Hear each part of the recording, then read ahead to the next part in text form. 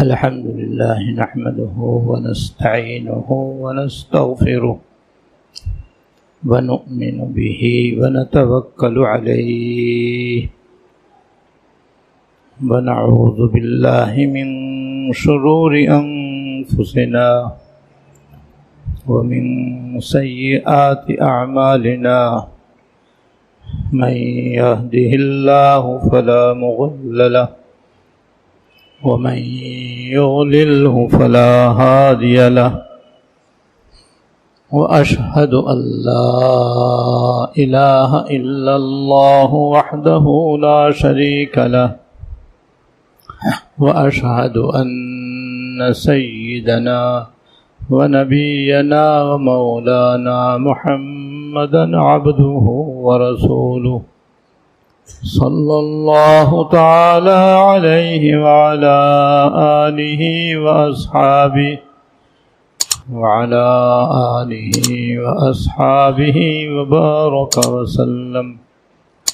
وبارك وسلم تسليما كثيرا أما بعد فأعوذ بالله من الشيطان الرجيم بسم الله الرحمن الرحيم وقضى ربك ألا تعبدوا إلا إياه وبالوالدين إحسانا صدق الله العظيم.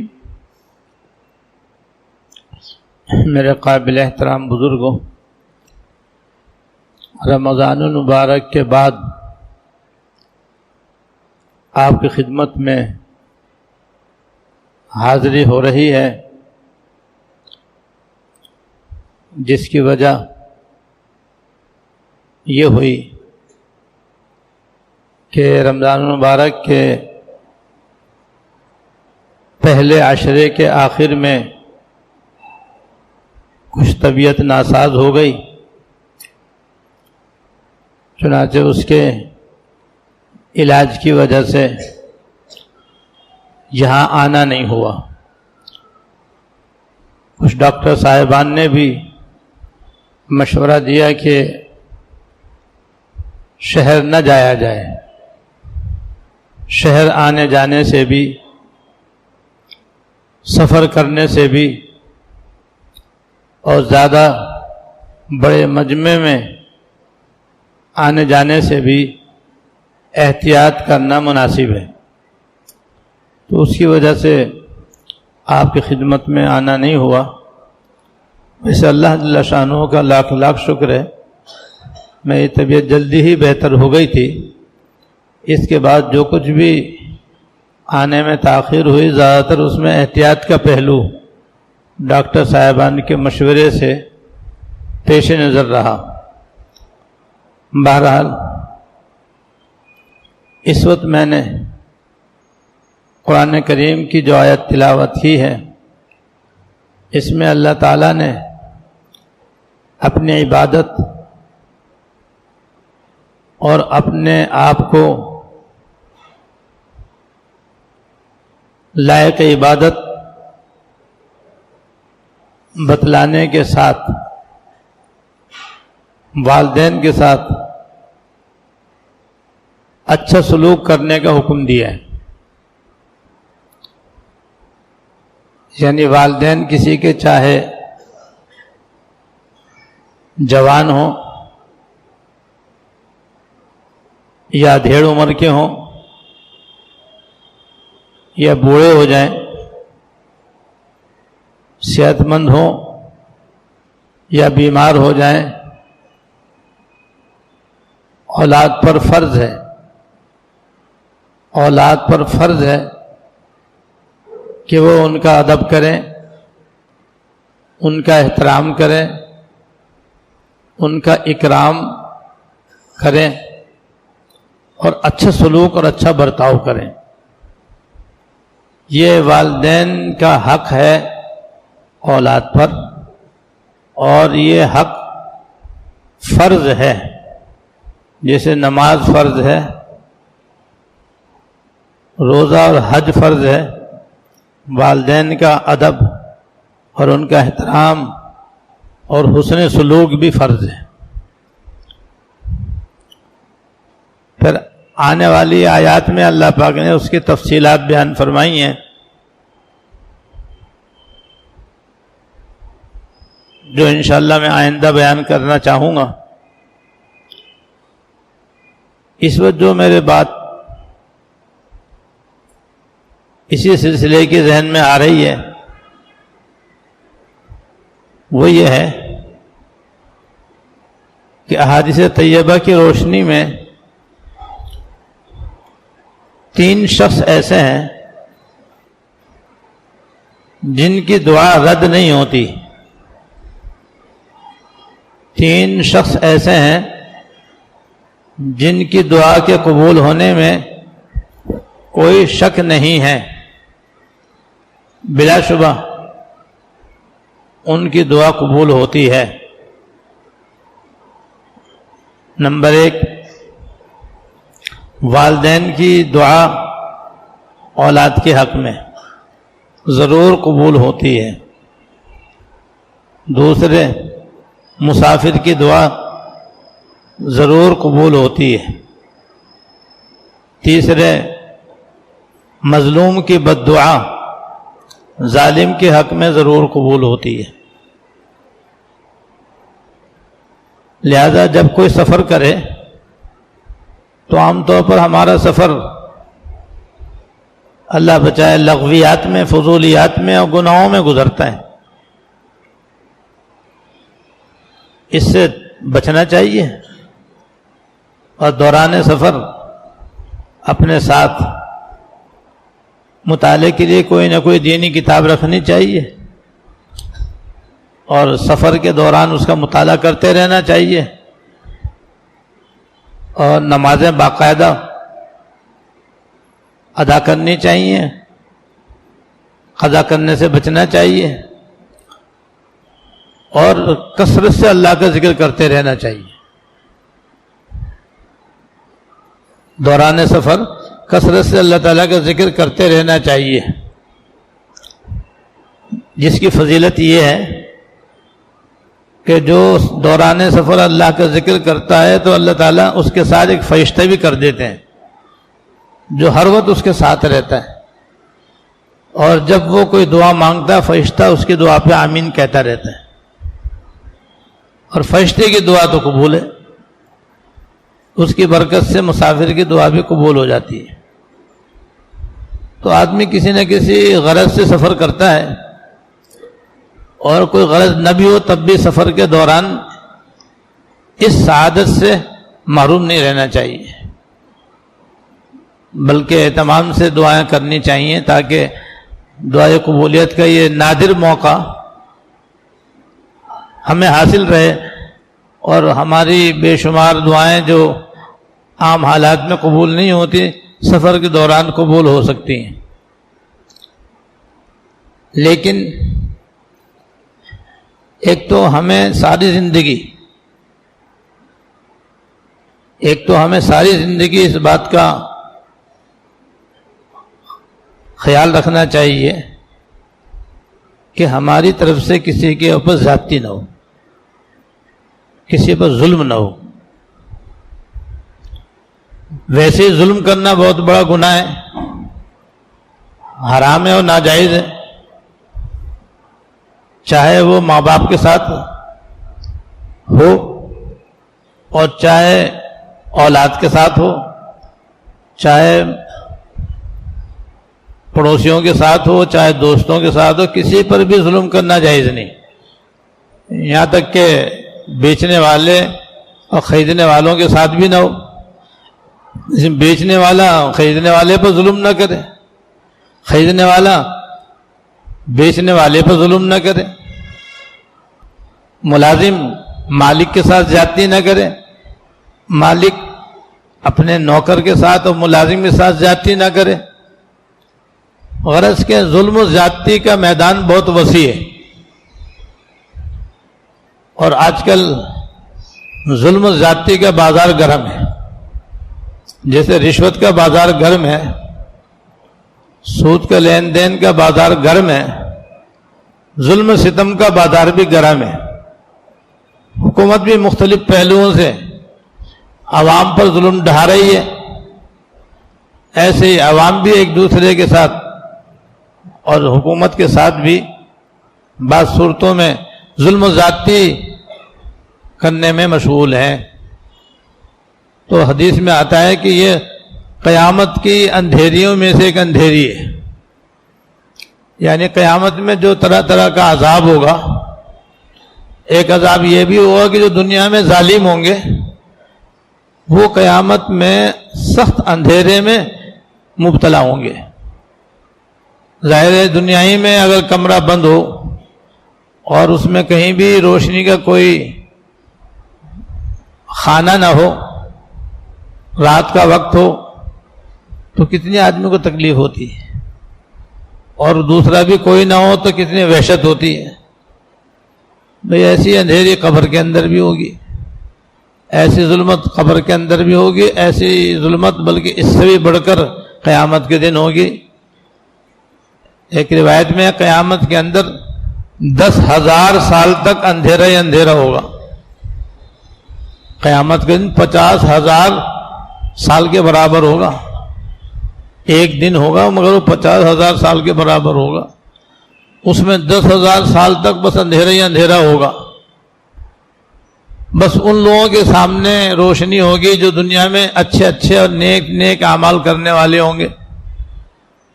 وہ نیک اعمال کرنے والے ہوں گے تو ان کا نور، ان کی روشنی ان کے سامنے چلے گی، اور اس کی روشنی میں آرام سے وہ جائیں گے، آرام سے آئیں گے۔ جیسے ہمارے اس دنیا کے اندر جب اندھیرا ہو تو ٹارچ آدمی کے ہاتھ میں ہو، آج کل موبائل کے اندر ٹارچ سب کے موجود ہیں، اس کو جلا لیتے ہیں، اس کی روشنی میں آرام سے آتے ہیں، آرام سے جاتے ہیں، کوئی پریشانی نہیں ہوتی۔ اس سے کئی زیادہ سہولت وہاں پر ہوگی۔ لیکن جو ظالم ہوگا، اللہ بچائے، وہ قیامت کے دن اندھیری میں مبتلا ہوگا، اور ظلم کا جو الگ عذاب ہے وہ اس کو اس کے علاوہ ہوگا، اللہ بچائے۔ اور ظالموں کے بے شمار عبرتناک واقعات ہیں۔ امام یافی رحمۃ اللہ علیہ نے نزہۃ البساطین، جو بڑی پیاری پیاری حکایتوں پر مشتمل کتاب ہے، اس میں ایک ظالم کا واقعہ اور مظلوم کی بددعا کا واقعہ لکھا ہے۔ عمر بن دینار رحمۃ اللہ علیہ یہ واقعہ بیان فرماتے ہیں۔ عمر بن دینار رحمۃ اللہ علیہ یہ واقعہ بیان فرماتے ہیں کہ ایک یہودی سمندر کے کنارے پر رہتا تھا اور مچھلیاں شکار کر کے اپنا گزارا کرتا تھا۔ ایک دن انہوں نے، حضرت عمر بن دینار رحمۃ اللہ علیہ نے ایک آدمی کو یہ اعلان کرتے ہوئے سنا، یہ چلاتے ہوئے سنا کہ لوگوں خبردار ہو جاؤ، لوگوں ہوشیار ہو جاؤ، مجھے دیکھو اور مجھ سے عبرت لو، مجھے دیکھو اور مجھ سے عبرت لو۔ تو میں نے اس کو دیکھا تو اس کو دیکھا کہ اس کا بازو تک ہاتھ کٹا ہوا تھا، اور جہاں تک کٹا ہوا تھا وہاں بھی کیڑے پڑے ہوئے تھے، اللہ بچائے اللہ بچائے۔ تو میں نے اس سے پوچھا تمہارا کیا قصہ ہے، کیا واقعہ ہے تمہارا؟ کہا کہ میں ایک سپاہی تھا، جیسے اور سپاہی ہوتے ہیں، پولیس والا تھا میں۔ تو میں ایک دن یہاں پر کنارے، سمندر کے کنارے آیا، میں نے ایک مچھلی والے کو مچھلی کا شکار کرتے ہوئے دیکھا۔ تھوڑی دیر میں میرے سامنے اس نے ایک بہت ہی شاندار، بڑی خوبصورت اور بڑی پیاری مچھلی اس نے شکار کی۔ تو میں نے اس سے کہا کہ تو مجھے دے دے۔ اس نے دینے سے انکار کیا، تو میں نے کہا مجھے فروخت کر دے۔ اس نے فروخت کرنے سے بھی انکار کیا، تو میں نے ایک سر پہ کوڑا مارا اس کے۔ آج کل تو ہتھیار ہاتھ میں ہوتے ہیں، اس زمانے میں کوڑے ہوتے تھے۔ تو میں نے اس کے سر پہ ایک کوڑا مارا اور زبردستی اس سے مچھلی چھین لی اور گھر لے گیا۔ تو ہوا یہ کہ راستے میں وہ مچھلی جو ہے، جو میرے ہاتھ میں لٹکی ہوئی تھی، اس نے میرا انگوٹھا پکڑ لیا، میرا انگوٹھا اپنے منہ میں لے لیا، اور اس نے سارے دانت جو ہے نا اس میں گاڑ دیے، اور میں بلبلا اٹھا. بہت میں نے اس سے کوشش کی کہ کسی طریقے سے وہ میرا انگوٹھا چھوڑ دے. ماؤن نے انگوٹھا یہاں چھوڑا اسے.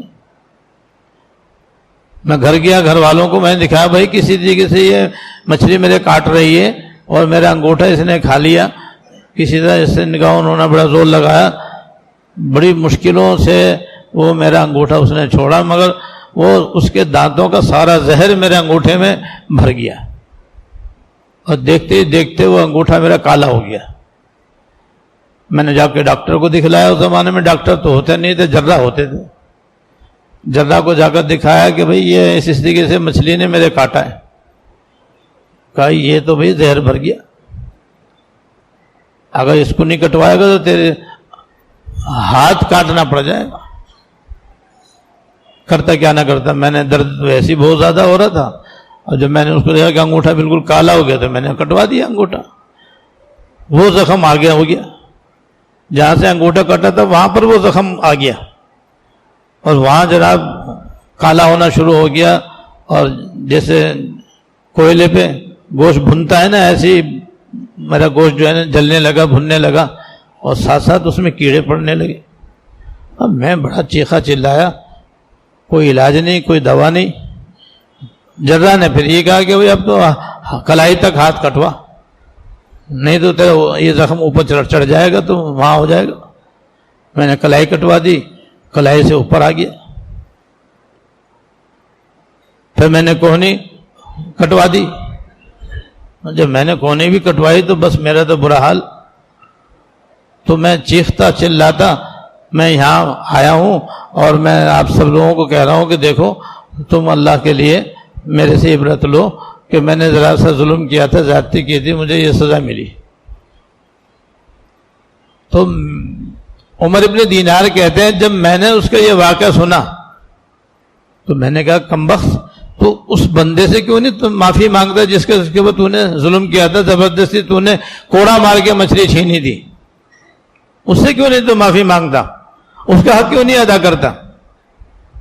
تو نے ناحق اس سے مچھلی چھی تھی, تو مچھلی ناحق لی تھی تو نے ظلم کیا اس کے اوپر, اور یہ تیرے لیے حرام تھا, اور جب حرام تھا تو اس سے جا کے اس کا حق ادا کر. اسے سمجھ میں آ گئی. وہ پھر اس کو تلاش کرتے کرتے اس مچھیرے کے پاس پہنچا اور اس سے جا کر کے کہا کہ وہ خود بھی مچھلی پکڑ رہا تھا اور اس کا ٹوکرا مچھلی اسے بھر رہا تھا. یہ گیا, جا کر کے اس کو کہا, سلام کیا اور پھر کہا کہ بھیا میں نے تیرے ساتھ زیادتی کی تھی, فلاں دن میں نے تیرے اوپر ظلم کیا تھا اور ایک مچھلی میں نے تیرے سے زبردستی لی تھی, اور دیکھ میرا کیا حال ہو گیا. اس نے جب میرا ہاتھ دیکھا تو وہ تو رو پڑا. اس نے کہا کہ مچھلی کی کیا اوقات ہے, اس کی وجہ سے تجھے اتنی تکلیف ہوئی ہے, میں خدا کے لیے معاف کرتا ہوں بھائی, مجھے کیا معلوم تھا کہ تیرے ساتھ یہ ماجرا ہوگا اور تیرا یہ انجام ہوگا. تو کہتے ہیں جیسے ہی اس مظلوم نے اور مچھیرے نے میری اس زیادتی کو اور میرے اس ظلم کو معاف کیا, اسی وقت میرے بازو میں سے کیڑے نکل کے نیچے گرنے لگے, اور دیکھتے دیکھتے چند روز میں الحمدللہ میرا بازو ٹھیک ہو گیا. تو میں نے چلتے ہوئے اس سے کہا کہ تم نے مجھے معاف تو کر دیا, مگر یہ بتاؤ تم نے کیا بد دعا دی تھی جس کے نتیجے میں مجھ کو یہ سزا ملی؟ اس نے کہا جب تو نے میرے سر پہ کوڑا مارا اور زبردستی مچھلی میرے سے چھینی تو میں نے اللہ جل شانہ کی بارگاہ میں عرض کیا, یا اللہ آپ قادر ہیں, آپ نے مجھے کمزور بنایا, اس کو طاقتور بنایا, اور پھر آپ نے اس کو ظلم سے نہیں روکا, اس نے میرے پہ زیادتی کی. تو میں یا اللہ آپ کو آپ کی قدرت کاملہ کا واسطہ دیتا ہوں کہ جس کی وجہ سے آپ نے اپنے حکمت بالغہ سے اس کو قوی بنایا, مجھے کمزور بنایا, اور آج اس نے میرے پر ظلم کیا, تو یا اللہ آپ اس کا بدلہ لے لیجیے اور اس کو ایسی سزا دیجیے کہ یہ لوگوں کے لیے عبرت بن جائے. بس میں نے یہ بد دعا کی تھی تمہارے لیے. تو مظلوم کی بد دعا یقیناً ظالم کے حق میں قبول ہوتی ہے. اس لیے میں عرض کر رہا ہوں کہ ہم اپنے گرد و پیش میں ہر وقت اپنے آپ کو اس قدر احتیاط سے رکھیں کہ ہمارے قول و فعل سے کسی پہ ظلم نہ ہو. گھروں کے اندر بھی بہت ظلم ہوتا ہے. کبھی ماں باپ اولاد پہ ظلم کرتے ہیں, کبھی شوہر بیوی کے اوپر ظلم کرتا ہے, زیادتی کرتا ہے, کبھی بیوی شوہر کو ستاتی ہے, اس کے اوپر ظلم کرتی ہے. پڑوسیوں کے ساتھ بھی بڑا ظلم ہوتا ہے. اور یعنی ہر شعبہ زندگی میں ظلم ہی ظلم کا بازار گرم ہے. تو بھائی ظلم کرنا حرام ہے, قرآن و حدیث میں اس کو حرام قرار دیا گیا ہے. اور یہ ان گناہوں میں سے ہے جس کی سزا دنیا میں بھی اللہ پاک نے نقد رکھی ہے. آخرت میں تو ہے ہی, دنیا میں بھی اس کی سزا اللہ پاک نے نقد رکھی ہے. 3 گناہ ایسے ہیں جن کی سزا اللہ تعالیٰ دنیا میں بھی ضرور دیتے ہیں. آخرت میں تو جو اس کی سزا ہے وہ ہے ہی ہے. ایک تکبر کی سزا, جو بھی تکبر کرے گا, کسی بھی وجہ سے بھی تکبر کرے گا, مرنے سے پہلے ضرور اس کو اس کی دنیا میں سزا ملے گی, اللہ بچائے. دوسرے ظلم, کہ ظلم جو ہے وہ ایسا بدترین گناہ ہے کہ اس کی سزا مرنے سے پہلے دنیا میں بھی ملتی ہے. یہاں تک کوئی بادشاہ بھی اگر ظالم ہوگا تو اس کی حکومت جائے گی. ہمارے حضرت رحمۃ اللہ علیہ فرماتے ہیں کہ کفر کے ساتھ حکومت جمع ہو سکتی ہے, ظلم کے ساتھ جمع نہیں ہو سکتی. یعنی کافر حاکم ہو سکتا ہے. کتنی حکومتیں دنیا میں کافروں کی ہے, چل رہی ہیں, لیکن جس حکومت کا بادشاہ, چاہے وہ صدر ہو یا وزیر اعظم, اگر ظالم ہوگا تو اس کی حکومت ضرور جائے گی. اپنے ملک میں دیکھتے ہیں کتنے ظالم حکمران آئے اور کس طرح ان کے حکومتیں چلی گئی اور تخت سے اترتے ہی جیل میں گئے. تو ظلم کے ساتھ کوئی حکومت نہیں چل سکتی. تو یہ گناہ بھی ایسا ہے کہ اس کی سزا اللہ تعالیٰ دنیا ہی میں دے دیتے ہیں. اس واقعے میں دیکھ لو کہ پولیس والے نے زبردستی مچھلی چھینی. ان کی تو اللہ بچائے, ان بیچاروں کی تو کچھ عادت ایسی ہوتی ہے, زبردستی چھین چھان کے اور زبردستی چالان کر کے پیسے لینے ان کی عادت ہوتی ہے. تو یہ پیسے جو ہیں ان کے لیے حلال نہیں ہے, قطعاً حرام اور ظلم ہی ظلم. اس کی سزا جو اللہ پاک دنیا میں نقد رکھتے ہیں. اور ایک ماں باپ کو ستانے کی, اب ماں باپ کی بھی دعا قبول ہوتی ہے تو ایسی بد دعا بھی قبول ہوتی ہے.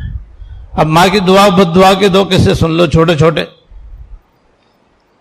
ماں باپ کی, جو اپنے ماں باپ کو ستائے گا, پریشان کرے گا, آخرت میں تو ہے ہی اس کا بہت بڑا عذاب اور وبال, دنیا میں بھی اللہ تعالیٰ اس کی سزا دے دیتے ہیں.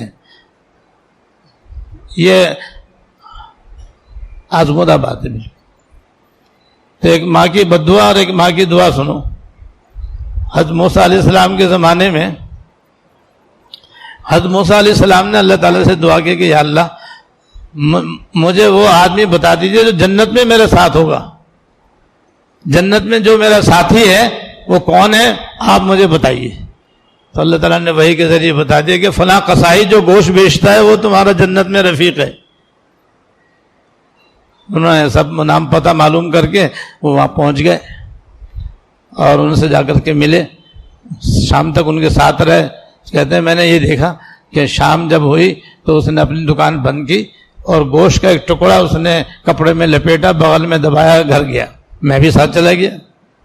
گھر جاتے اس نے سب سے پہلے اپنے بیوی بچوں سے ملے بغیر, ان سے ملے بغیر سب سے پہلے اس نے گوشت کے ٹکڑے کیے, بوٹیاں بنائی, ہانڈی میں چڑھائی اور اس میں پانی ڈالا, مسالے ڈالے اور اس کو پکایا. جلدی سے اس نے آٹا گوندا اور اس نے ایک چپاتی بنائی اور وہ اس کے شوربے کے اندر چور دی, سرید بنا لیا گیا اس نے.